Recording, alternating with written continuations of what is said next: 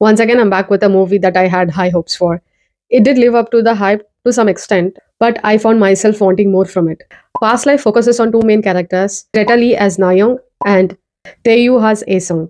The story revolves around a childhood connection that was interrupted when Nayoung's family immigrates from South Korea, leaving no way to stay in touch as it's portrayed in 2000's time. 24 years later, they get to reunite for a week. What happens next is the storyline that you need to watch. This movie is for 1 hour 46 minutes. The best thing about this movie was its ability to show complex emotion with very minimal dialogues.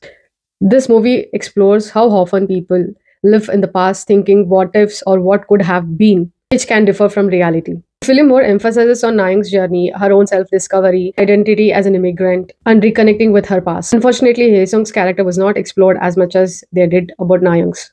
Although it does touch both the characters' childhood memories, but adult version of them is more explored from Nayoung's point of view rather than both.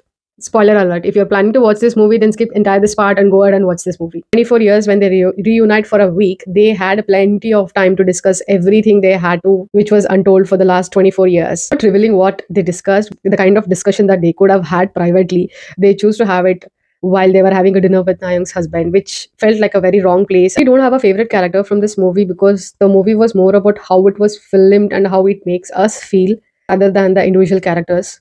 But what I felt is they could have explored more about Hae Sung's character. Like, why was he trying so hard to get in touch with her? What was going on in his mind? These kind of questions, I wish they explored it, but unfortunately they didn't.